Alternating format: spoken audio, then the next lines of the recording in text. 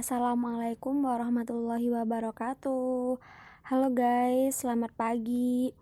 Nah, jadi kali ini merupakan podcast pertama aku, dan nanti aku akan share di YouTube aku, di channel YouTube aku. Dan sekarang aku pengen ngebahas tentang tips gimana sih caranya berbahasa Inggris, gimana sih mudah kayak gitu, mudah berbicara bahasa Inggris, ataupun gimana sih caranya kita pengen ngafalin kosakata sebanyak-banyaknya. Dan itu guys. Dan kali ini sebelum aku kasih tips, aku akan ceritain ke kalian gimana pengalaman aku mengenai bahasa Inggris ya. Jadi kenapa aku suka bahasa Inggris, ataupun kok bisa sih bisa bahasa Inggris gitu. Gak sombong ya guys, cuma ngasih tips ke kalian.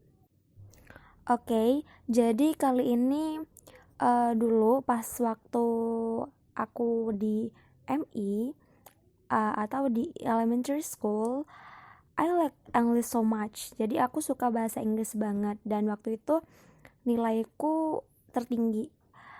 Tapi aku gak nyangka loh, padahal waktu itu aku gak tahu sama sekali apa yang dimaksud tenses, ataupun to be, ataupun lainnya kayak gitu. Jadi aku belum bisa bedain mana yang to be are atau is dan lain sebagainya.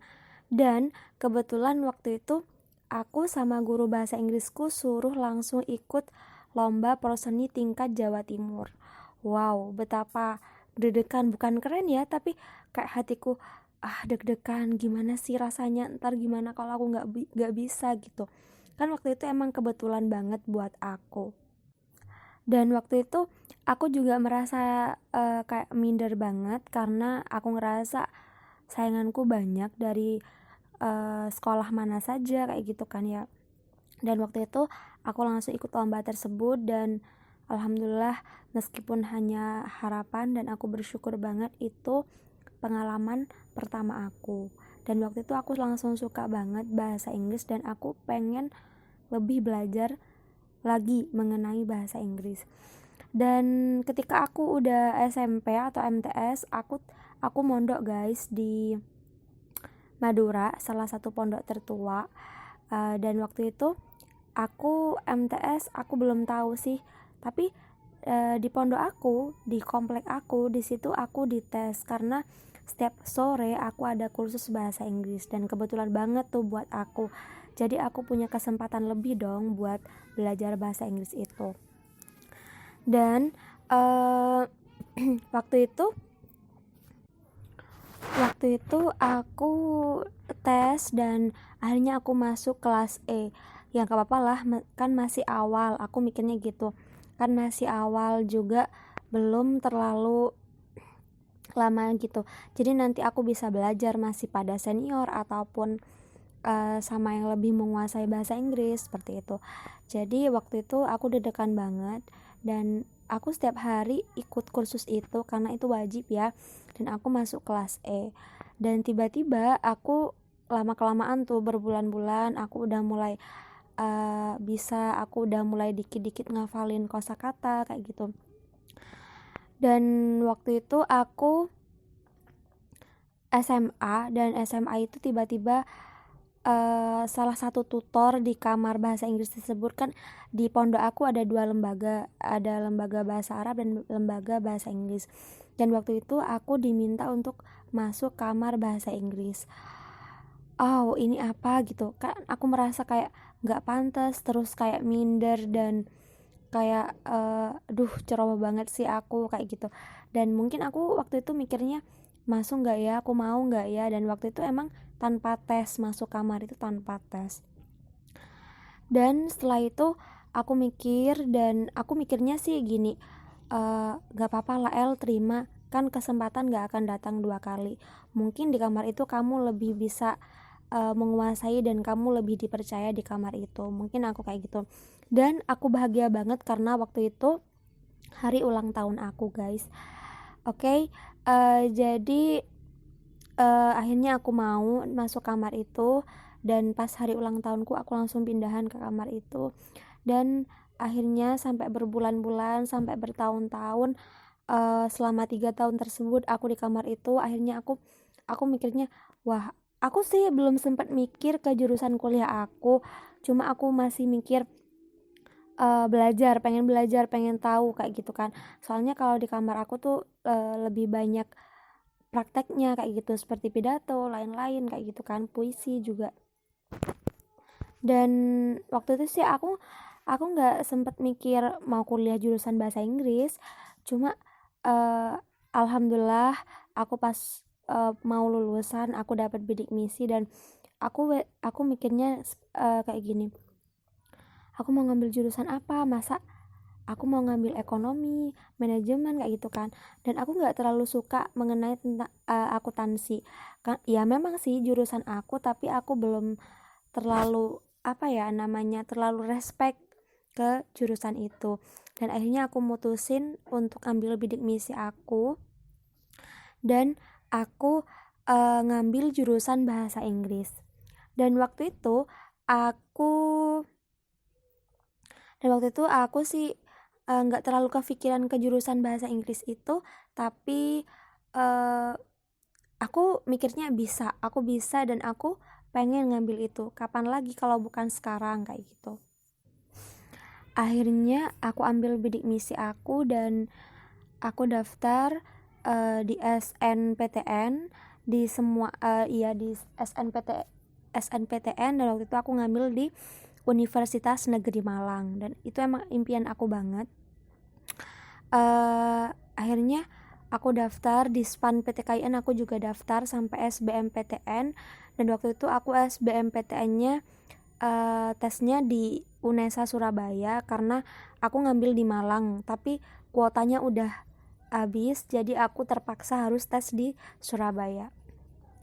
Dan setelah itu aku coba, aku sedih banget sebenarnya karena aku di SNPTKIN aku nggak lulus, di SPAN PTKIN aku juga nggak lulus, dan aku masih nunggu hasil SBMPTN sebelum aku ikut mandiri. Dan itu emang aku pengen banget di jurusan pendidikan bahasa Inggris itu.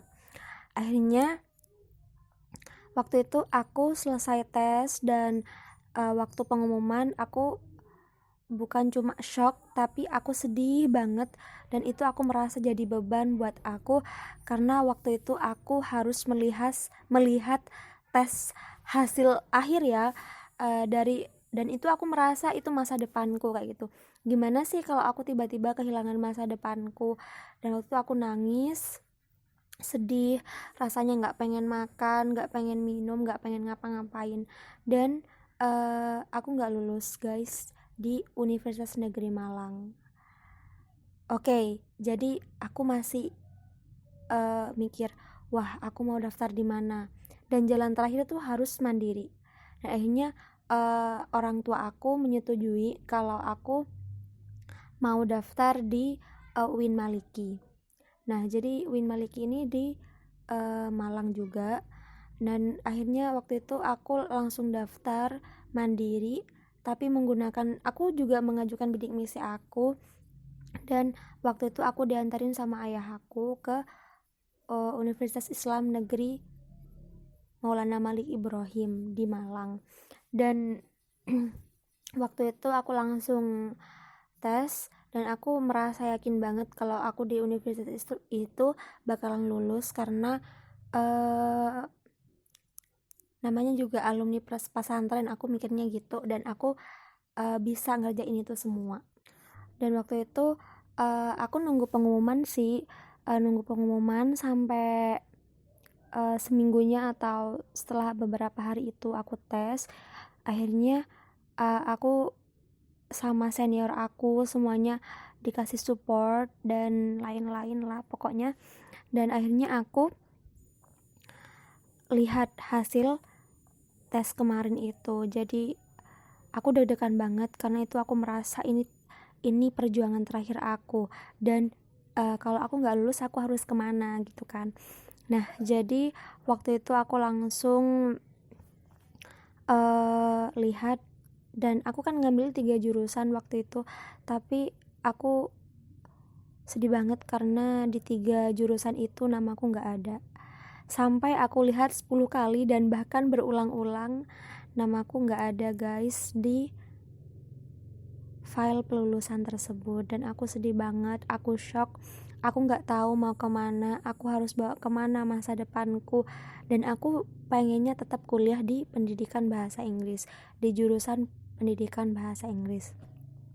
Oke, dan dari situ aku bangkit, aku merasa ayo El, kamu harus bisa, kamu harus semangat, kamu gak boleh sedih, kamu gak boleh lemah, kamu gak boleh cengeng, kamu harus jadi wanita yang hebat, kayak gitu. Dan waktu itu aku emang udah tahu sih sebelumnya kalau di Singosari itu ada bahasa Inggris Singosari. Akhirnya aku masuk asrama itu, dan awalnya sih aku cuma belajar aja. Aku kursus selama 6 bulan dan 3 bulannya aku magang. Dan alhamdulillah sekarang aku udah bisa kuliah di IKIP Budi Utomo Malang. Aku bersyukur banget karena aku udah kuliah di jurusan pendidikan bahasa Inggris. Oke, jadi sekarang aku pengen ngasih tips buat kalian. Ini tipsnya buat anak TK, SD, atau siapapun. Pokoknya for everyone in the world. So here I will give you some tips how to practice English language. Jadi aku juga pengen ngasih tips sih buat practice English, tapi nanti aja. Dan sekarang aku pengen ngasih tips gimana sih caranya mudah belajar bahasa Inggris biar nggak bosan gitu. Jadi di sini aku pertama yang aku lakuin itu menghafalkan kosakata. Nah, itu nggak aku lakuin setiap hari guys, tapi nggak mungkin dong aku ngafalin banyak-banyak, tapi aku baca dan aku pahami. Ketika kita udah baca dan kita udah paham, pasti udah ada tuh di pikiran kita. Jadi kita mudah dengan menghafal. Itu sih pertama. Kedua aku rajin nulis ketika apalagi speaking ya, apalagi di materi speaking. Waktu itu aku sih awalnya males banget karena mungkin aku tinggal praktek aja, tapi itu aku tulis dikit-dikit, aku tulis, akhirnya aku praktekin, dan itu mulai mengasah kemampuan aku juga karena aku bisa mempraktekannya. Oke, selanjutnya aku sih nggak minder meskipun masih rada agak nggak bisa ngomong, meskipun masih campur-campur bahasa Inggris Indo ataupun Jawa Inggris gitu kan. Nah, jadi aku tetap mencoba mempraktekannya dengan sedikit-sedikit vocab dan kosakata yang aku punya. Nah, setelah itu aku juga